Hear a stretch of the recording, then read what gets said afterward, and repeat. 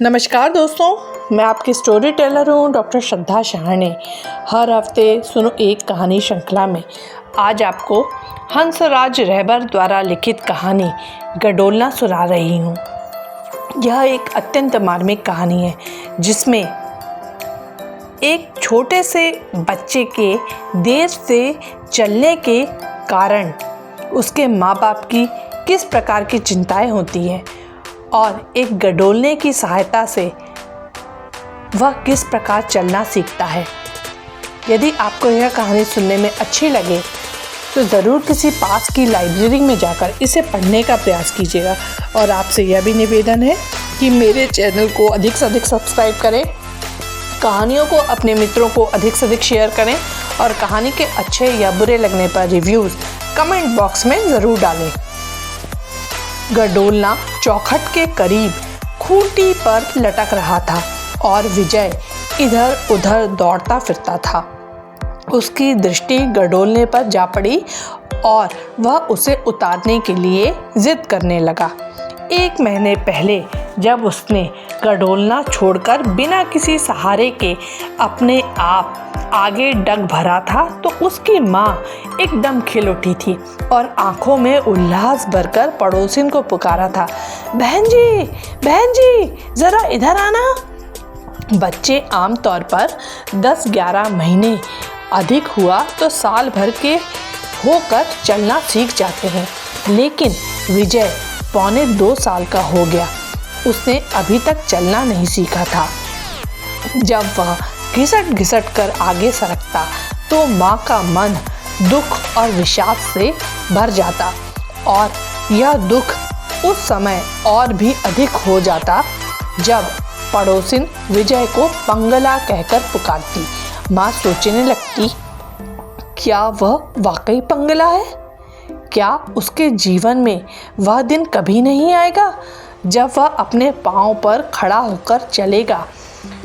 उसकी ननंद का हर एक बालक साल भर का हुआ नहीं कि चलने लग जाता है। सामने वाली शांति की लड़की विजय से 6 महीने छोटी है, लेकिन खूब चलती है और हाथों को मटका कर नाच दिखाती है। फिर उसका विजय क्यों नहीं चलता? वह सचमुच पंगला तो नहीं? क्या वह बैसाखियों के सहारे चला करेगा? शायद बैसाखियों की भी आवश्यकता न पड़े, वह उम्र भर घिसटता ही रहे। कितना भयंकर था यह विचार।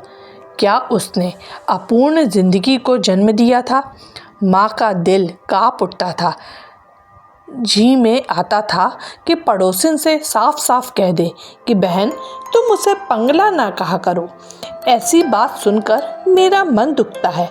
वैसे कहने को वह कई बार कह भी चुकी थी, नहीं बहन, मेरा लाल पंगला नहीं है, बीमार रहा है, टांगे तनिक कमज़ोर हैं, शरीर में जान आने दो, खूब चलेगा, खूब दौड़ेगा। एक कारण और भी था जिसे कहते हुए संकोच होता था, लेकिन वह स्वयं जानती थी कि दूसरा बच्चा पेट में जल्द पड़ गया, छातियों का दूध सूख गया। विजय साल भर का भी होने नहीं पाया था कि मुन्नी उत्पन्न हो गई थी। अपने पहले के ही लाल को न वह दूध पिला सकी और न पालन पोषण ही ढंग से कर सकी। माँ के दूध में बल रहता है जो बच्चे को सुंदर और स्वस्थ बनाता है। जब वह लोरी देकर उसे अपने स्तनों से दूध पिलाती है तो वह पीते ही पीते उसके शरीर का अंग बन जाता है। बाहर के दूध में यह अद्भुत चमत्कार कहाँ? विजय ने आज तक बाहर का ही दूध पिया है। बंधा तुला क्या बनता है? इससे माँ बेचारी के तो वश की कोई बात ही नहीं थी। यदि वह उसे अधिक नहीं पिला सकी तो उसकी किस्मत में इतना ही लिखा होगा। इन सब बातों से माँ को तसल्ली न होती। बेटे का पंगलापन उसे अपना पंगलापन जान पड़ता और विजय को घिसटता देखकर जैसे उसका मन रोने लगता। वह उसे दोनों हाथों से पकड़कर खड़ा करती, पुचकार दुलार कर उसे अपने पाँव पर खड़ा खड़ा होना बच्चे को भी भला लगता और वह मुस्कुरा देता। माँ प्रसन्न होती और स्नेह भरी लोरी देती, चल मेरे राजा ठुमक ठू, चल मेरे राजा ठुमक ठू। लेकिन राजा चलने की बजाय मुंह बिसोर देता। माँ के सहारे के बावजूद कमज़ोर टांगें शरीर को संभाल न सकती और वह उसके हाथों से निकलकर धरती पर लेट जाता, जैसे माँ का दुलार उसे पसंद ना हो, जैसे विरोध भाव से कह रहा हो कि अब चलना मेरे वश का रोग नहीं है, तो मुझे तुम क्यों नाहक परेशान करती हो। चलना और मुंह बिसोरना साथ साथ चलता रहा। आखिर एक दिन माँ का सहारा लेकर वह आप ही आप अपनी कमज़ोर टांगों पर उठ खड़ा हुआ।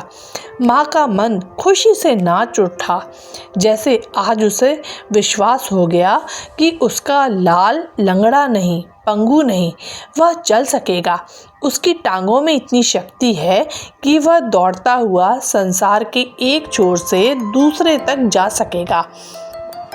माँ ने असीम ममता और स्नेह से उसे गोद में उठाया, मुंह चूमा और फिर उसे दीवार के सहारे खड़ा कर दिया। जब पीठ दीवार से लगाकर माँ ने उसके हाथ छोड़े तो विजय एकदम चकित रह गया। उसका नन्हा सा मन उल्लास और आश्चर्य से भर गया।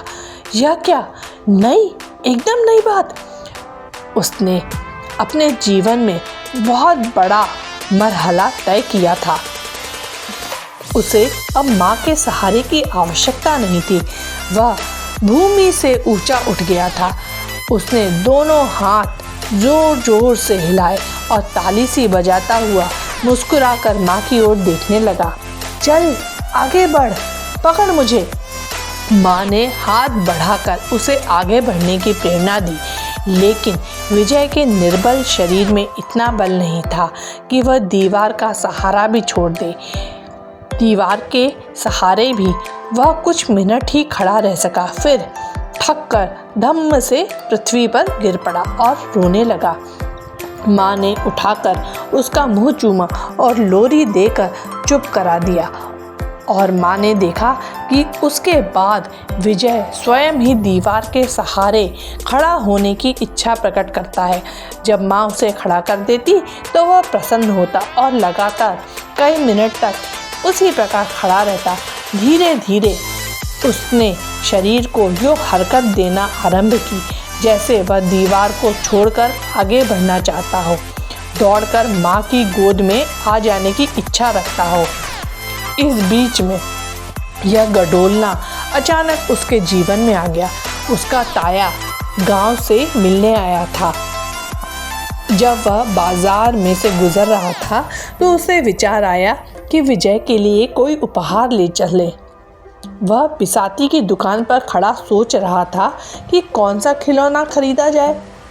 यकायक उसके मस्तिष्क में भाई के ताज़ा पत्र के ये शब्द उभर आए कि विजय अब दीवार के सहारे खड़ा होने लगा है और आशा है कि जल्दी चलना भी सीख जाएगा। और उसकी दृष्टि गडोलने पर जा पड़ी। विजय ने ताया के इस उपहार का स्वागत किया और उसने गडोलने को नन्हे हाथों में थामकर दीवार का सहारा छोड़ दिया। शरीर का दबाव पड़ते ही पहिए हरकत में आए और गडोलना आगे चल पड़ा। विजय को भी उसके साथ आगे बढ़ना पड़ा, लेकिन संतुलन ठीक न रख सका, इसलिए लड़खड़ा कर गिर पड़ा। जाने गिरने में उसे क्या आनंद आया कि वह खिलखिला कर हंस पड़ा और गडोलने को पकड़कर दोबारा उठने का यत्न करने लगा।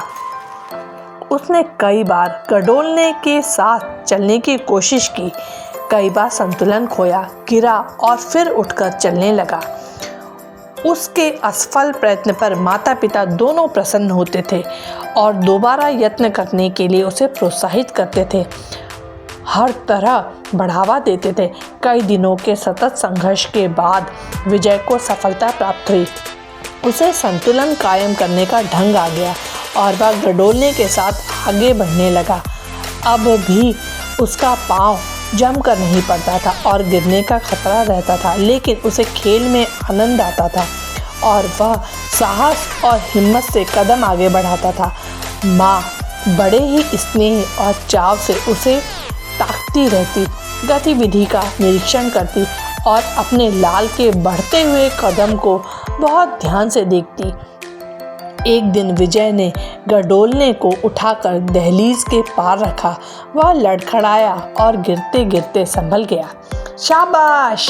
माँ ने उसके साहस को दाद दी और जब पति दफ्तर से लौटकर आया तो बेटे के इस नई मुहिम सर करने की दास्तान बड़े ही चाव और प्यार के साथ उसे सुनाई और कहा कि विजय अब जब गडोलना छोड़कर अपने आप चलना आरंभ करेगा तो मैं मोहल्ले भर में कलाकंद बांटूंगी।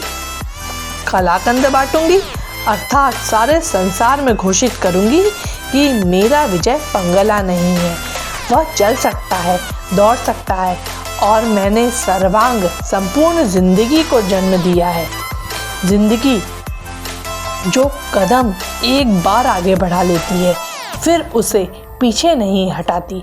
विजय अब गडोलने के साथ घूमता था, उसे उठाकर इधर उधर पटकता था। जब कोई मोड़ घूमता था तो मुस्कुराता था। उसने फिर कभी दीवार का सहारा लेकर खड़ा होने की इच्छा प्रकट नहीं की। जैसे उसे खड़ा रहने से जीवन की जड़ता से नफरत हो गई थी। वह घूमना चाहता था, दौड़ना चाहता था और इस घूमने दौड़ने में गडोलना उसके काम आता था। उसे इधर उधर पटकने में आनंद आता था। लेकिन एक दिन उसने गडोलने को बिल्कुल ही अलग फेंक दिया और वह खुद अपने ही पांव पर आगे बढ़ गया। माँ यह दृश्य देखकर उल्लास से भर गई, खिल उठी और उसने पड़ोसिन को पुकारा, बहन जी देखो विजय चल रहा है। लेकिन बहन जी के आते आते विजय फिर गिर पड़ा। वह ज़्यादा देर तक अपने आप को न संभाल सका। माँ ने गडोलना आगे बढ़ाया। वह उसे लेकर फिर उठा, फिर चलने लगा, लेकिन वह सहारे से मुक्त हो जाना चाहता था। उसने अपने पाँव पर चलकर देख लिया था। सहारा लेकर चलने की अपेक्षा उसे बिना सहारा चलना अधिक अच्छा लगा था। जिंदगी जो कदम आगे बढ़ा चुकी थी उसे पीछे नहीं हटाना चाहती थी। विजय ने फिर गडोलना छोड़ दिया और वह फिर अपने ही पाँव पर चलने लगा। बधाई हो तुम्हें, ला मंगवा मिठाई। वह दफ्तर से आए तो तुरंत मंगवाती हूँ। दूसरे दिन कलाकंद बांटकर माता पिता ने जीवन की इस विजय का जश्न मनाया और जश्न मनाने में मोहल्ले वाले भी शरीक थे। माँ जिसके हाथ पर कलाकंद रखती थी वह बधाई देता था और माँ का मन हर्ष और गर्व से नाच उठता था। एक दो दिन में गडोलने की आवश्यकता ही न रह गई। विजय अब बिना किसी सहारे के भाग दौड़ सकता था। गडोलना 1 महीने से खूंटी पर लटक रहा था। विजय को कभी उसका ख्याल तक नहीं आया। आज अचानक दृष्टि जा पड़ी तो वह उसे उतार देने के लिए जिद करने लगा। माँ ने गडोलना उतार दिया और कहा, शैतान। शैतान ने गर्वोन्मुख चंचलता से गडोलने को थाम लिया, उसे एक कदम आगे ढकेला और एक अजीब बेपरवाही से एक ओर पटक कर आप ही आप हंसने लगा। यदि आपको यह कहानी सुनने में अच्छी लगी हो तो इसे ज़रूर अपने दोस्तों को शेयर कीजिएगा। धन्यवाद।